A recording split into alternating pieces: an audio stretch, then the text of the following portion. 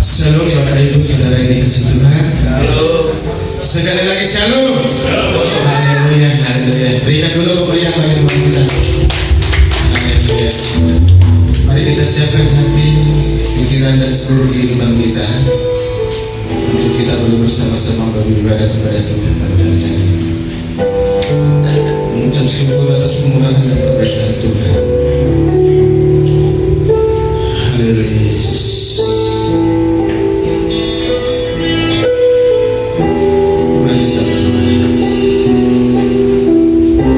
Bapa di dalam surga, Bapa di dalam nama Tuhan Yesus Kristus, Bapa yang baik,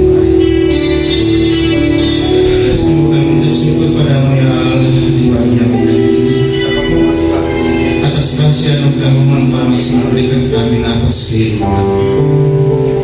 Engkau masih memberikan kami kesehatan umur panjang Tuhan, untuk kami boleh memuliakan nama-Mu di pagi ini.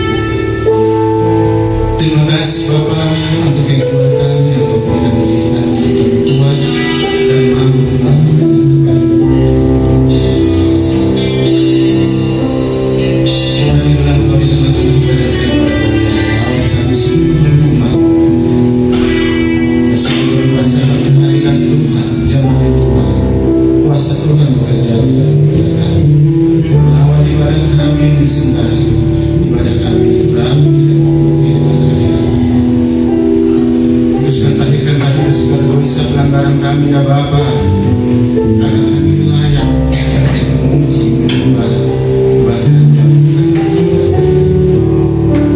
kami serahkan ibadah kami di bawah, kiranya menjadi buka yang harum di hadapan-Mu, yang asapnya naik ke atas menyenangkan di Bapa di surga. Terima kasih Bapa, tutup bungkus setiap hari, tutup bungkus gereja kami dengan kuat kuasa, bagari dengan malaikat-malaikat suci. Kami sedang bebas dengan luasa memuji Engkau, bersorak-sorai bagi kemuliaan nama-Mu. Terpujilah Engkau Bapa, di dalam nama Tuhan Yesus Kristus kami sudah ucap syukur. Haleluya. Amin.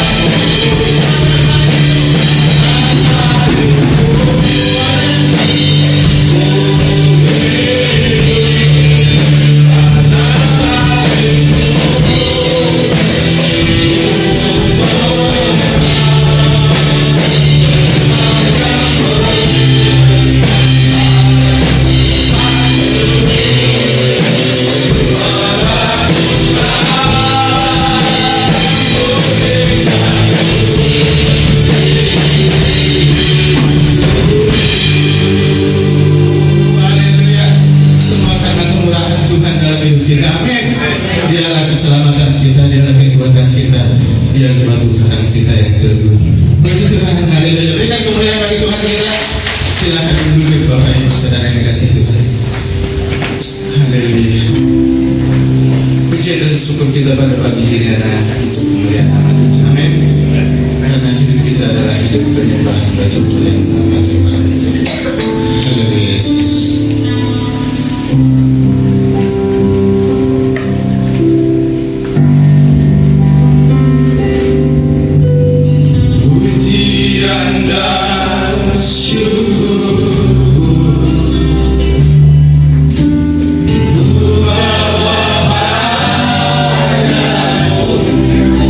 Dengan senang hati, dengan senang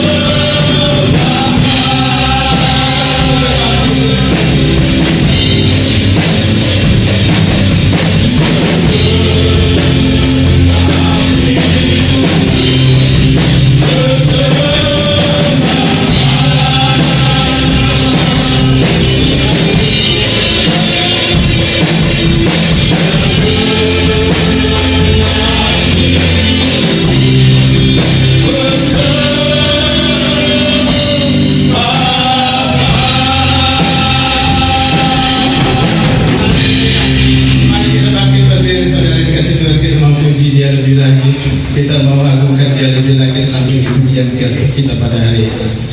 Kita bersyukur kepada Tuhan. Amin. Haleluya.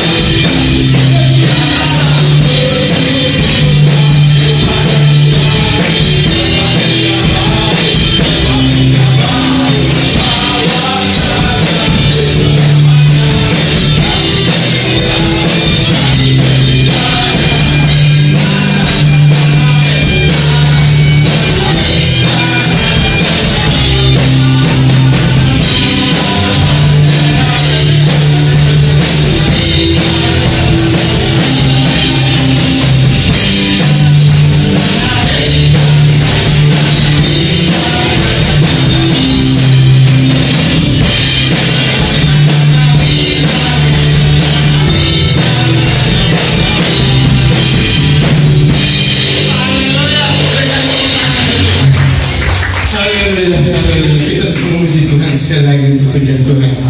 Haleluya.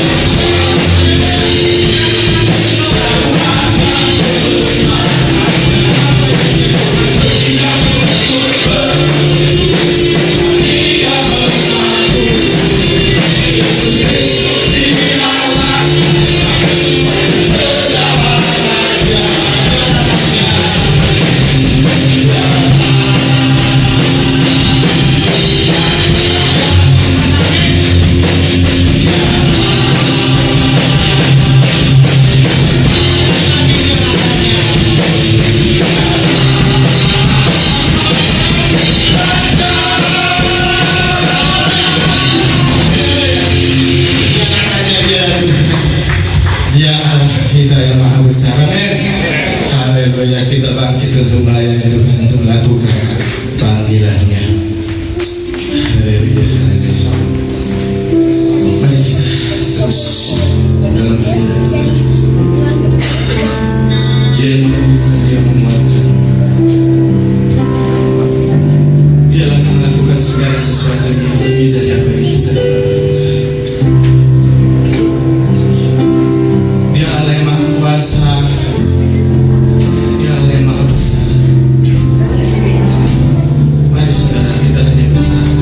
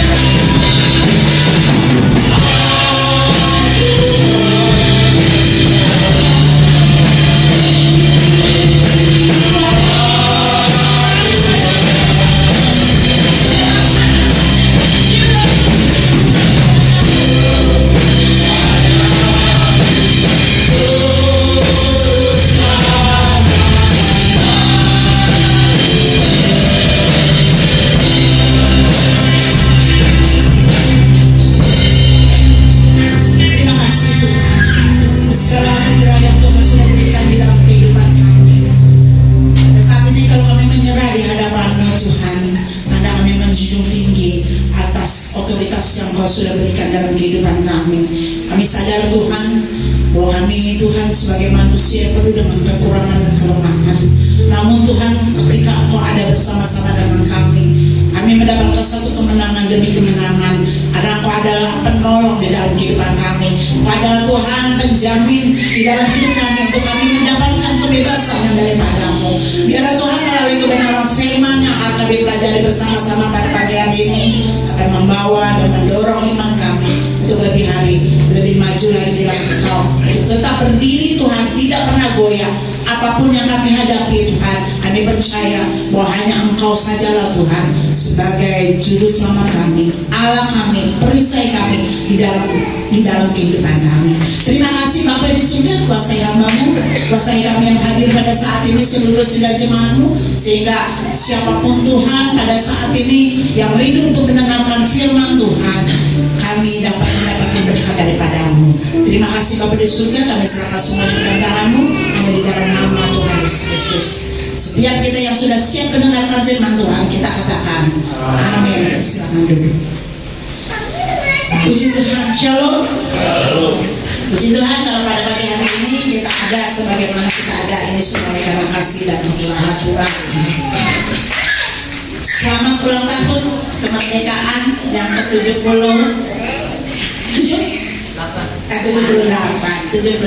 ya.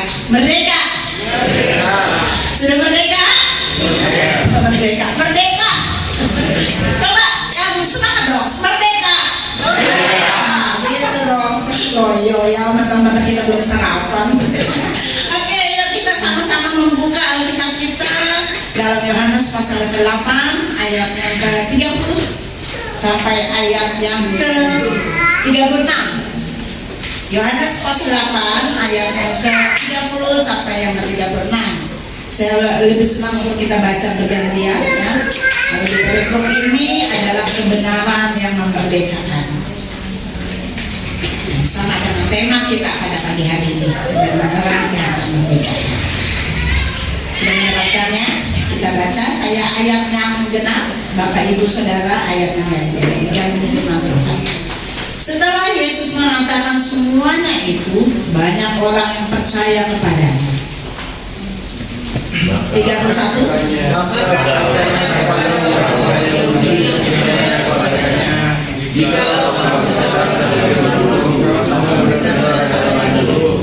Dan kamu akan mengetahui kebenaran, dan kebenaran itu akan memerdekakan kamu.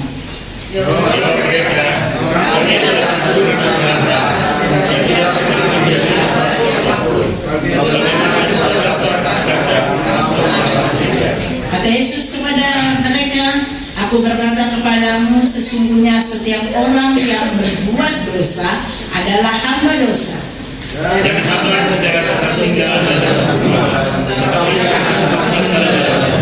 Kita baca bersama-sama 36, 2, 3. Jadi apabila anak itu memerdekakan kamu, kamu pun benar-benar merdeka. Amin untuk kebenaran firman Tuhan. Ya.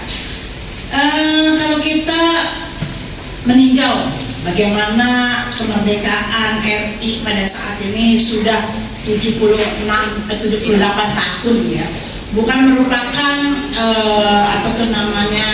sesuatu hal yang sebentar, tetapi cukup lama. Kalau ditinjau dari umur orang yang sudah, atau seseorang yang sudah umur 78 tahun, kira-kira dia masih anak-anak atau sudah tua? Udah tua ya Bung ya. Udah tua ya Bung. Kita belum 78 aja udah tua ya Bung. Saya belum 78, baru 61 aja udah tua ya. Mungkin semangat masih oke, tapi kaki sudah lemah. Ya berdiri lama udah sakit ya. Mungkin pinggang udah pegel-pegel gitu ya, kecuali Pak Gembala yang masih strong ya. Ya saudara yang dikasih oleh Tuhan, secara fisik Indonesia itu merdeka karena kita sudah tidak berada di dalam satu penjajahan seperti zaman dulu sebelum 45 ya, proklamasi 17 Agustus tahun 45 ya, di mana mereka mendapatkan tantangan yaitu penjajahan Belanda, Jepang dan lain-lain. Dan kita mungkin lihat sejarah-sejarah bagaimana keadaan mereka pada saat itu, ya, begitu miris di dalam kehidupan kita. Secara fisik, Indonesia merdeka, saudara, dari hal-hal penjajahan secara fisik. Namun, kalau kita melihat akan kejadian demi kejadian yang terjadi di Indonesia, ya, apakah secara mental, moral Indonesia merdeka? Merdeka? Mungkin sebagian dari merdeka, karena saya memiliki satu tidak mengalami satu kebutuhan di dalam ekonomi. Ya. Saya memiliki deposito yang banyak, saya memiliki rumah yang banyak, saya memiliki mobil yang banyak, ya. Saya memiliki satu kedudukan sebagai pengusaha yang sukses. Ya. Sebagian mungkin 50% mengatakan bahwa merdeka. Apakah yang 50% dari seluruh bangsa Indonesia mengatakan merdeka? Secara ekonomi, secara mental, di dalam kehidupan kita. Kalau memang benar-benar Indonesia itu merdeka seutuhnya, maka kita tidak akan dapat atau kita tidak akan pernah melihat yang namanya tunanisme, ya, orang-orang yang ada di jalanan, yang istilahnya yang yang tidak mandi-mandi, ya, yang makan mengais di tong-tong sampah, ya.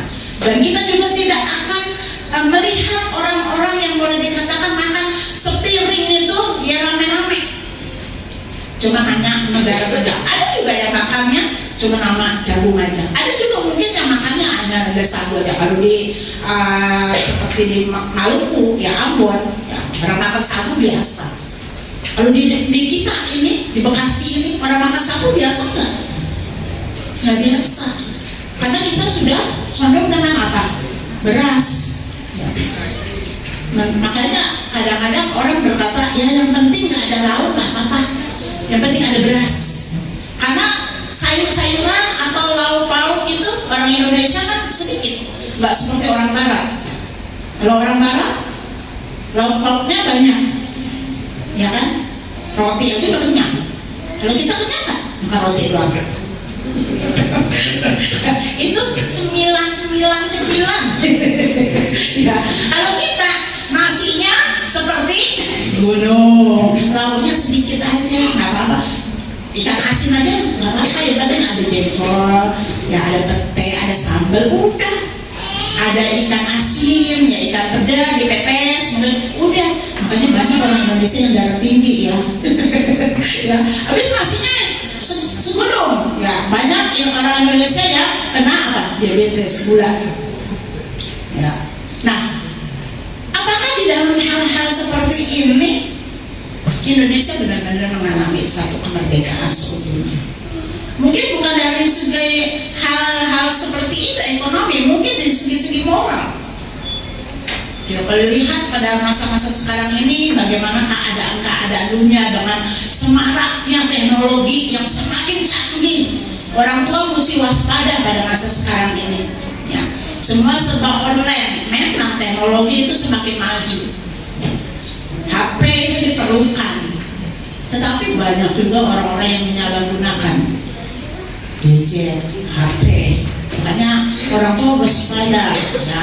Kalau anak-anaknya sudah mulai senang-senang YouTube, ya, hati-hati, karena tidak semua tayangan-tayangan YouTube itu bagus. Tidak semua tayangan-tayangan di YouTube itu mendidik. Tidak semua, ya, tayangan di HP itu ya bisa mendorong, membawa mental anak-anak muda Indonesia ini bisa maju dan semakin maju. Tapi banyak juga pada masa-masa sekarang ini anak-anak SD sudah melakukan hubungan seks dengan sejenisnya. Ada yang kadang guru sama murid, ada yang kadang murid sama guru. Dan anak sejenis, boleh dibilang sejenis sama-sama, ya, perempuan sama-sama laki-laki. Kalau kita lihat dengan keadaan zaman sekarang ini miris. Padahal kita dikatakan negara yang merdeka, tetapi miris sekali dengan perkembangan mental yang pada saat ini, perkembangan moral pada saat ini, yaitu moral. Tapi mental pada saat itu apa? Orang frustasi, orang dikatakan mengalami satu kesuaran di dalam ekonomi. Pelariannya apa? Minum baik, ya saudara. Kalau minum baik, oke ya saudara tahu minum baik. Ya minum rasa seger gitu, apa ya, minum air putih segar. Tapi kalau minum baik langsung mabuk ya, atau mungkin beli yang istilahnya obat yang hanya sedikit aja, yang berapa gram aja, bisa apply, bisa mimpi ya, hal-hal yang lain. Bukankah itu juga dapat membantu atau merugikan keadaan mental bangsa Indonesia? Berarti saudara yang kasih oleh Tuhan, kita belum benar-benar merdeka.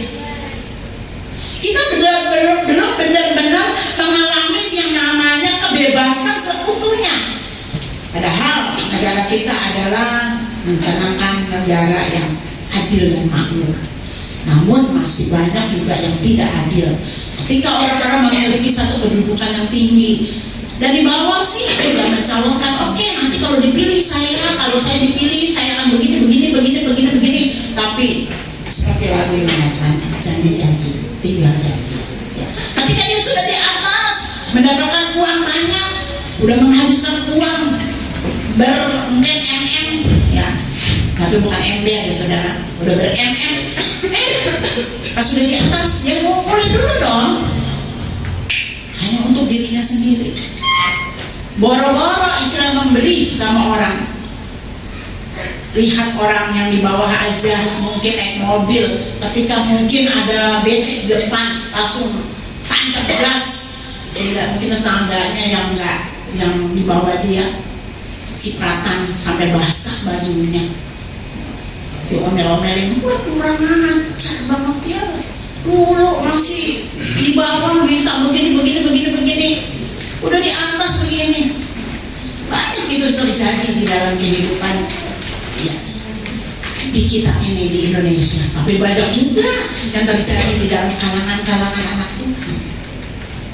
Namun firman Tuhan pada saat ini mengajar di dalam kehidupan saya dan kita semuanya, yang dianggap oleh Allah untuk menjadi pewaris kerajaan Allah, yang diangkat oleh Allah untuk menjadi keluarga kerajaan Allah, yang Tuhan sudah nyatakan di dalam kehidupan kita untuk kita menjadi anak-anak Allah. Dikatakan kita itu memiliki satu standar kedudukan yang lebih tinggi daripada anaknya Pak Presiden, saudara.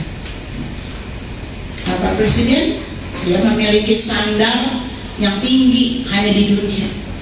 Kalau kita memiliki standar anak-anak Allah itu di kehidupan kekal, harusnya kita itu lebih mengintrospeksi diri, siapa kita ini di hadapan Allah.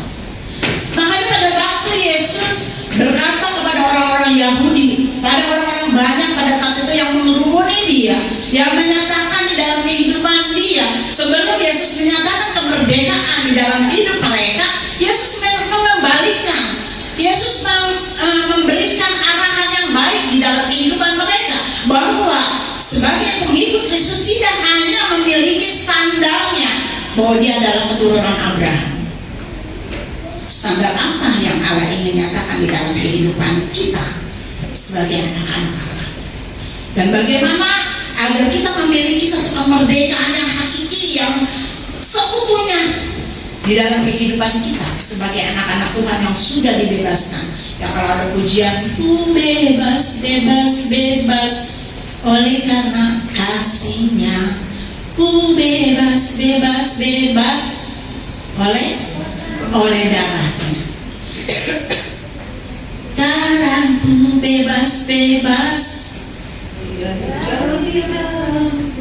Terus aku bebas ya. Karena apa kita bebas? Karena dia sudah ada di dalam kehidupan kita. Yesus sudah ada dalam kehidupan kita sehingga kita menjadi bebas. Tapi ketika Kristus tidak ada di dalam kehidupan kita, apakah kita bebas? Tidak. Karena apa? Kita tidak memiliki barometer yang baik di dalam hidup kita. Untuk itu firman Tuhan mengajar dalam kehidupan kita bagaimana agar kemerdekaan yang hakiki kunci itu yang seutuhnya kita terima dan kita lakukan di dalam kehidupan kita. Yang pertama adalah tetap tinggal di dalam firman Allah. Yohanes pasal yang ke-8 ayat yang ke-31 dan 32, demikian bunyi firman Tuhan. Maka katanya kepada orang-orang Yahudi yang percaya kepadanya, jikalau kamu tetap dalam firman-Ku, kamu benar-benar adalah murid-Ku, dan kamu akan mengetahui kebenaran, dan kebenaran itu akan memerdekakan kamu. Di sini firman Allah dengan jelas mengatakan bahwa kemerdekaan itu bukan hasil usaha kita, bukan karena kita memberikan perpuluhan, bukan karena kita memberikan persembahan yang banyak, bukan karena kita memberikan sesuatu hal yang dari apa yang kita miliki dalam hidup kita. Tetapi di sini firman Tuhan dengan jelas sekali bahwa firman Tuhan menyatakan ketika kita mendapatkan kebenaran itu, jadi yang memerdekakan dalam kehidupan kita adalah kebenaran itu. Kebenaran apa? Kebenaran yang ada di dalam diri Yesus. Yesus sudah memberikan kebenaran itu di dalam kehidupan kita, sehingga kita diangkat menjadi murid-Nya. Tidak hanya menjadi murid, tetapi kita itu diangkat menjadi anak-anak Tuhan. Oleh sebab itu dikatakan firman Tuhan tetap tinggal di dalam firman Allah. Anak Tuhan yang tinggal di dalam firman, yang pertama, dia akan memprioritaskan Yesus atau Allah di dalam hidupnya. Artinya mengasihi Yesus dengan segenap hati, mengasihi Yesus dengan segenap jiwa, dengan segenap akal budi, seperti yang Yesus sampaikan di dalam Matius pasal yang ke-22, tolong Mas, ayat yang Matius pasal yang ke-22 ayat ke-37 dan 39.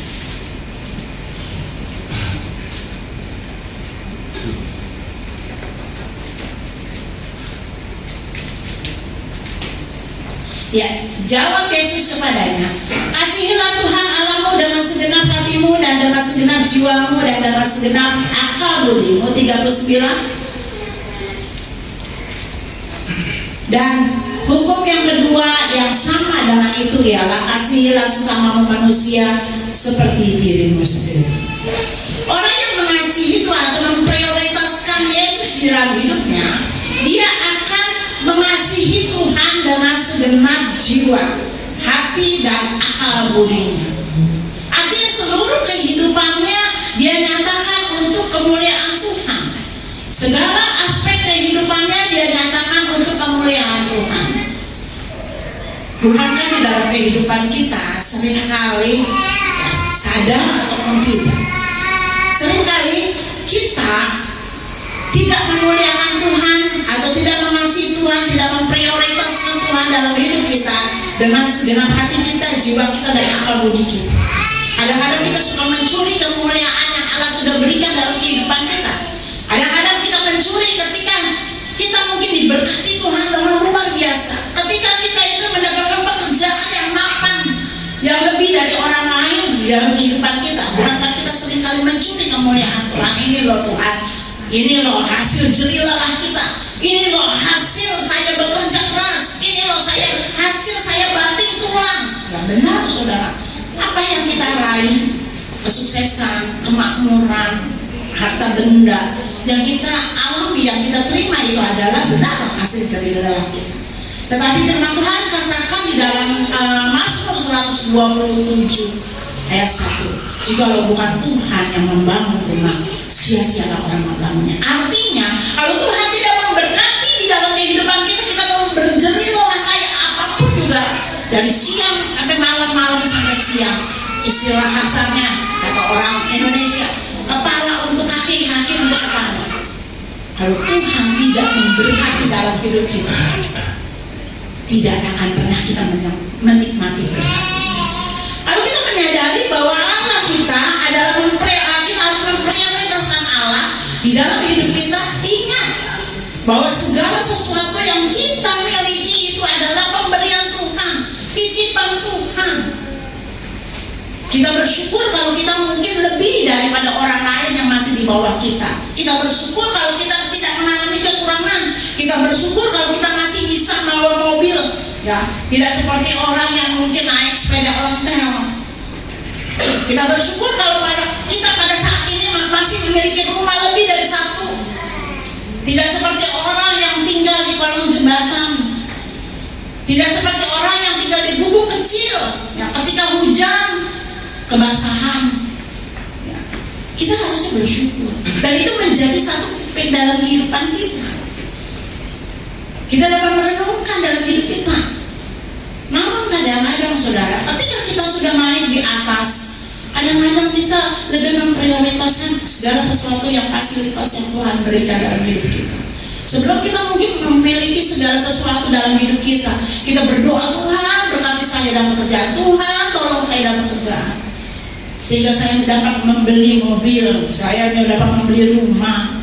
Namun sesudah Tuhan memberkati dalam hidup kita, bukan Tuhan yang kita prioritaskan, tetapi fasilitas yang Allah berikan dalam kehidupan kita itu yang menjadi nomor satu di dalam hidup kita. Bukankah hal itu kita sama saja dengan tidak mengasihi Tuhan dalam kehidupan kita? Kalau kita melakukan hal seperti itu, berarti kita sudah menyampingkan apa yang seharusnya Tuhan menjadi, apa yang menjadi haknya Tuhan di dalam kehidupan kita. Hati-hati saudara dalam hidup kita, supaya kita tidak menjadi anak-anak Tuhan yang lupa diri. Ya. Kita boleh mencari uang, tapi cuma jangan sampai kita mencari duit. Jangan sampai kita lupa untuk mencari duit. Sama nggak uang sama duit? Sama nggak uang sama duit? Beda dari kata-katanya. Yang satu depannya C, yang satu depannya D, ya kan? Tapi singkatan duit apa? Doa, usaha, iman, dan apa? Duit, T-nya apa? Tekun berdoa. Ya. Jadi kalau kita, makanya dulu dibilang kalau di seminar ya Pak ya dulu ya, kurang doa, kurang berkat. Banyak berdoa, banyak berkat. Berkatnya bukan hanya uang, tapi berkat sukacita, damai sejahtera itu ada di dalam kehidupan kita. Ya, ada di dalam kehidupan kita. Nah, oleh sebab itu saudara kasih oleh Tuhan, kalau kita mau tetap tinggal di dalam firman Allah, dikatakan kita yang kedua mau selalu dibersihkan. Sakit untuk kita dibersihkan. Coba kita membaca di dalam Yohanes pasal 15 ayat yang kedua. Tolong Pak Yohanes. Yohanes pasal 15 ayat yang kedua.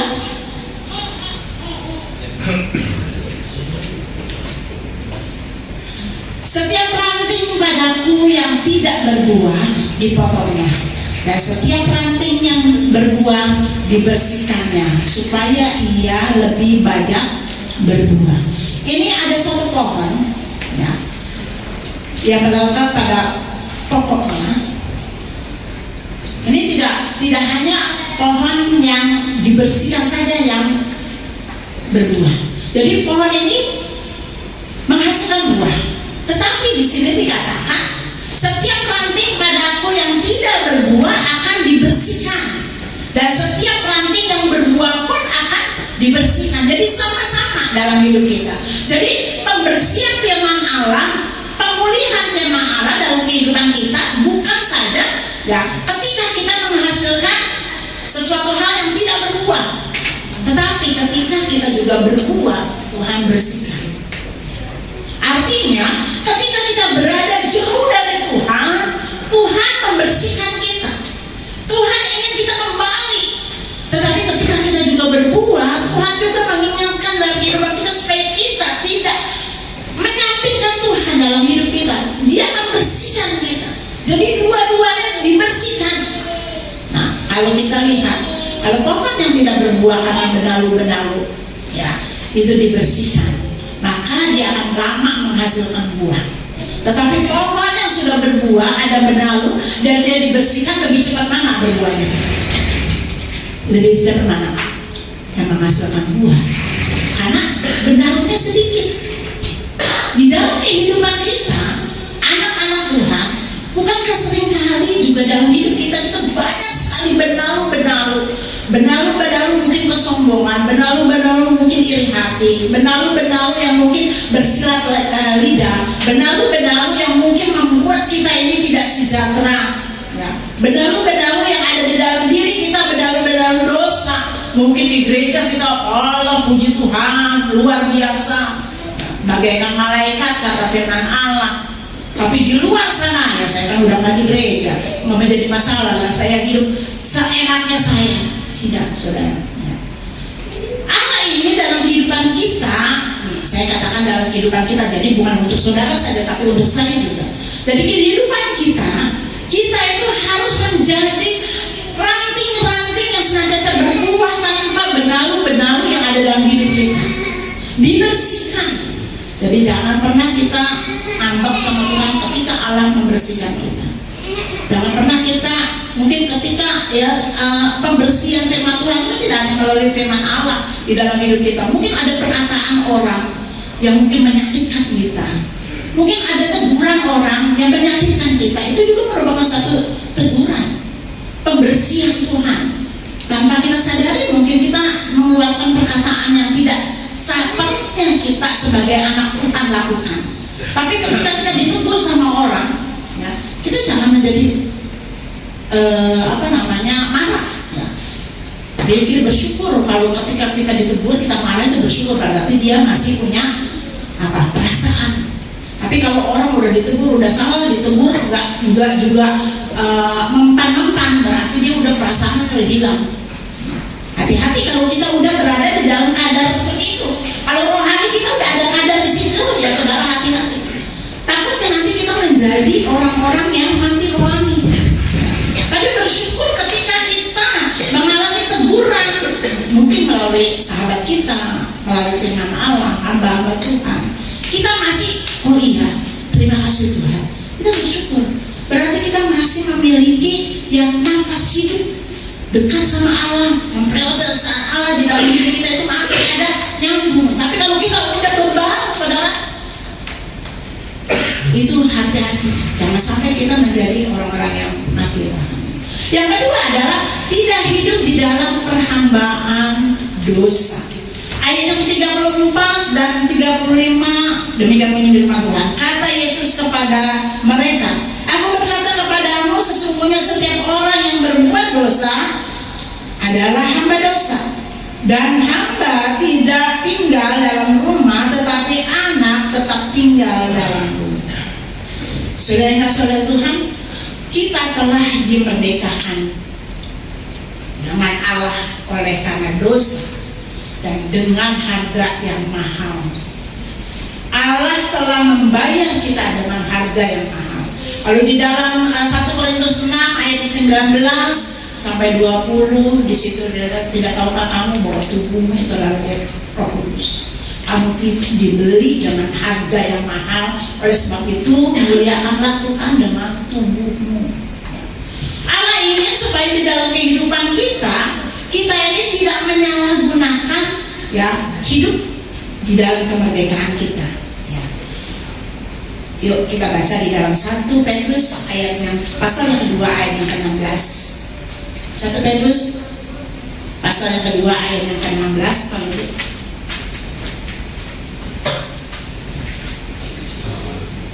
Hiduplah sebagai orang yang merdeka dan bukan seperti mereka yang menyalahgunakan kemerdekaan itu untuk menyelubungi kejahatan-kejahatan mereka, tetapi hiduplah sebagai hamba Allah. Saudara, Rasul Paulus mengingatkan di dalam kehidupan kita supaya kita atau anak-anak Tuhan tidak hanya memiliki status kita ini sebagai anak Tuhan, mengejar status kita sebagai murid Tuhan atau anak Tuhan, atau gaya hidup kita itu hanya sebagai anak Tuhan, tetapi lebih lagi di dalam kehidupan kita agar kita memiliki identitas diri kita sebagai anak Tuhan.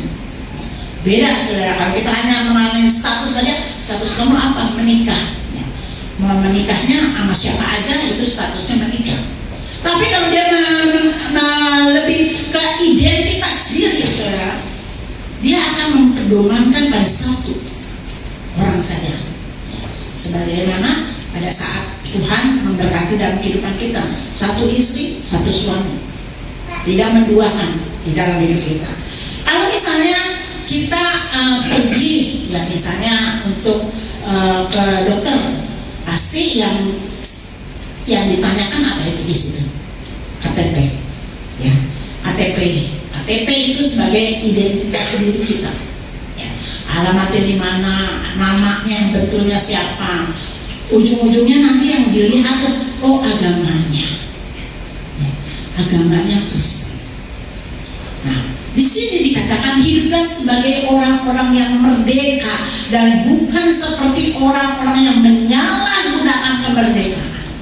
Bukankah banyak kali anak-anak Tuhan yang mengatakan, aku sudah merdeka, aku sudah ditebus dengan Allah, dosa-dosaku sudah disucikan, sudah dikuduskan.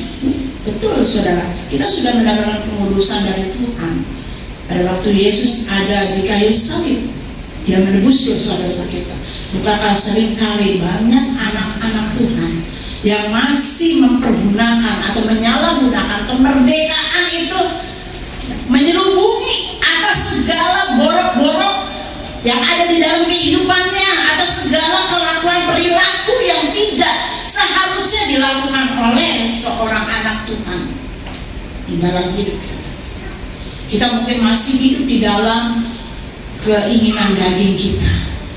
Kita masih hidup dengan kehidupan lama kita. Firman Tuhan melalui Rasul Paulus, dia katakan bahwa bagiku hidup itu adalah Kristus. Namun seringkali dalam hidup kita tidak memanfaatkan atau kita tidak melakukan akan apa yang Tuhan nyatakan dalam kehidupan kita. Kenapa? Karena kita menganggap bahwa sesudah Yesus tebus saya, berarti saya percaya, udah saya masuk surga. Tidak segampang itu saudara dalam hidup kita. Tidak hanya seorang yang percaya sama Kristus yang masuk surga, tidak. Ada perjuangan-perjuangan yang harus kita lakukan dalam kehidupan kita. Kita harus mengikuti jejak Yesus dalam hidup kita. Tidak selamanya atau tidak hanya pada saat kita percaya kita masuk surga. Tidak. Memang kebenaran firman Tuhan itu demikian. Tetapi hal itu harus kita lakukan hari demi hari dalam hidup kita, memperbarui dalam hidup kita. Tidak ada dalam hidup kita yang tidak memiliki kekurangan. Tidak ada. Kita setiap manusia, pendeta besar yang dipakai Tuhan masih punya kekurangan. Siapapun kita di dunia ini, karena kita masih manusia, pasti memiliki kekurangan. Tetapi jangan sampai kekurangan itu kita jadikan modal dalam hidup kita untuk menyatakan, ya namanya juga manusia, kan saya masih manusia. Daging ini, ya roh ini berkehendak, tapi daging ini lemah. Kita seringkali mempergunakan sama seperti apa yang Petrus katakan kepada jemaatnya. Banyak mereka yang masih mempergunakan, menyelubungi kemerdekaan yang pada saat itu hanya untuk berdosa, berdosa dan hidup dalam dosa.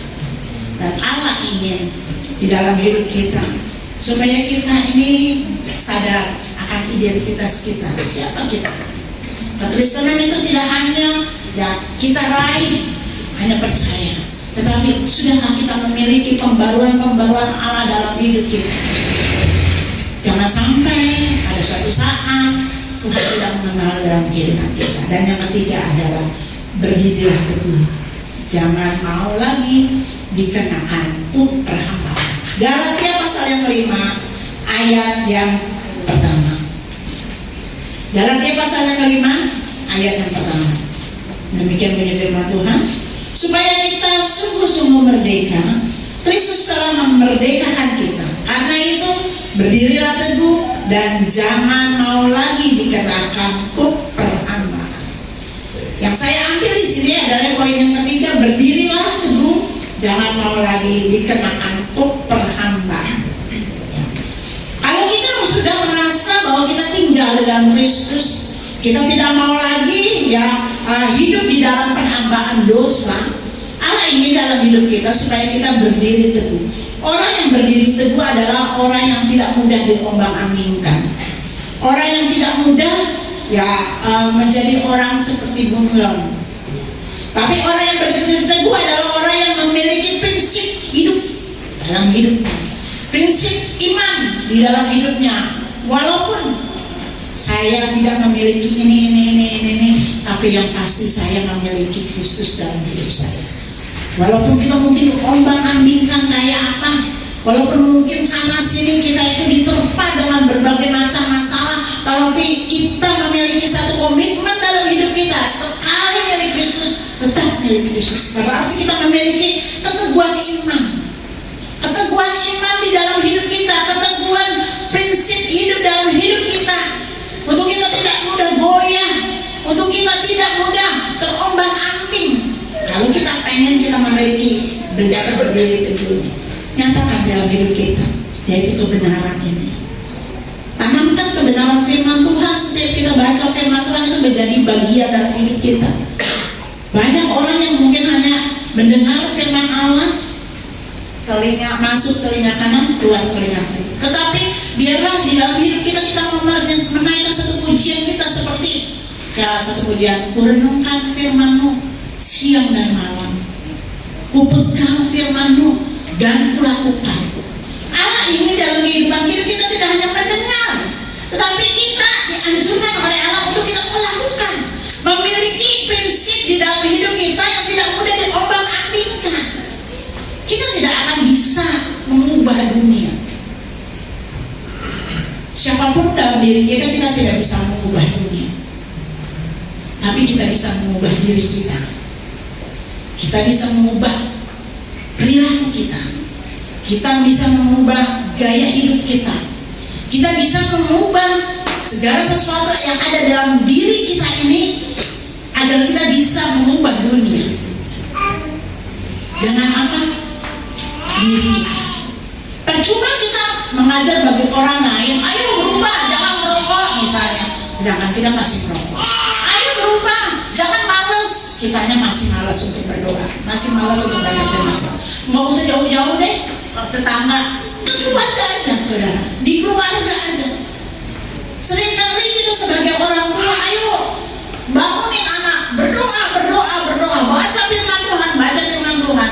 Sedangkan kita bangun tidur bukan berdoa, apa ya? Cari kopi, mana? Ada kopinya nih?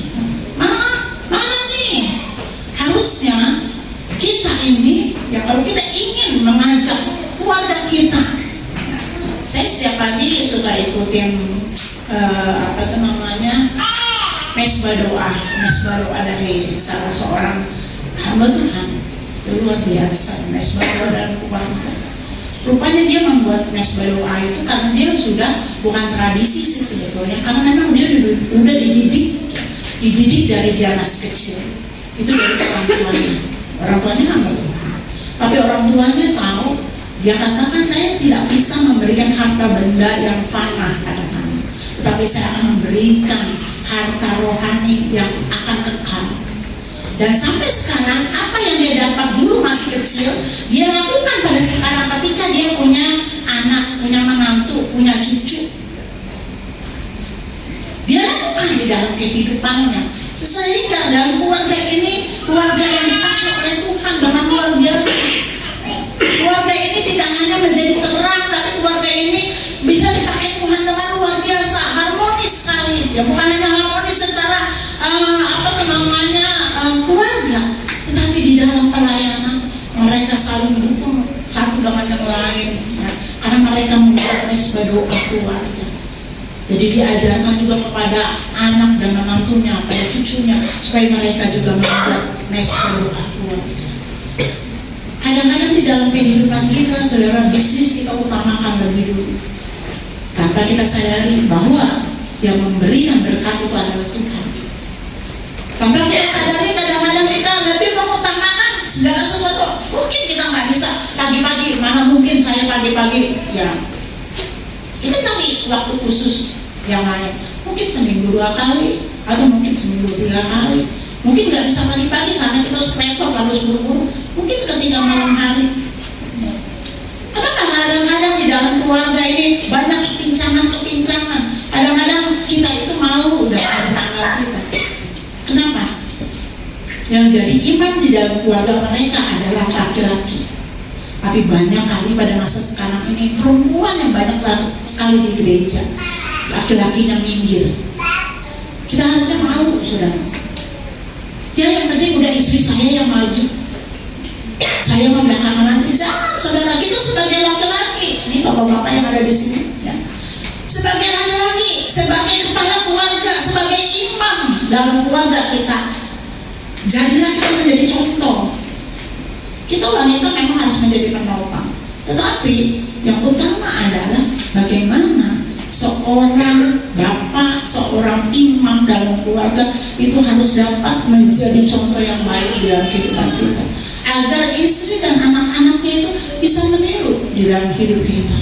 Mungkin dari tutur kata kita, dari perbuatan kita, dari tingkah laku kita, dari segala tindakan apapun yang dapat kita lakukan, supaya kita bisa seisi rumah kita dikatakan merdeka. Merdeka yang seutuhnya, merdeka yang dapat senantiasa menyatakan akan segala sesuatu yang Allah ingini dalam kehidupan kita. Sebagai ayat terakhir kita baca bersama-sama dalam Roma pasal yang ke-12 ayat yang kedua. Roma pasal yang ke-12 ayat yang kedua, demikian bunyi firman Tuhan. Ya, 1, 2, 3. Janganlah kamu menjadi serupa dengan dunia ini, tetapi berubahlah oleh manakah kehendak Allah, apa yang baik, yang berkenan kepada Allah dan yang sempurna. Di sini dikatakan janganlah kamu menjadi serupa dengan dunia, tetapi berubahlah oleh pembaruan hatimu. Berubahlah oleh karena pembaruan hatimu. Biar kebenaran firman Tuhan pada saat ini dapat mendorong dalam kehidupan saya dan kita semuanya untuk kita menjadi anak-anak Tuhan yang benar-benar merdeka di hadapannya. Amin untuk firman Tuhan. Kita akan menaikkan satu pujian di hadapan Tuhan. Hanya ini Tuhan persembahan. Segenap hidupku, jiwa dan rohku.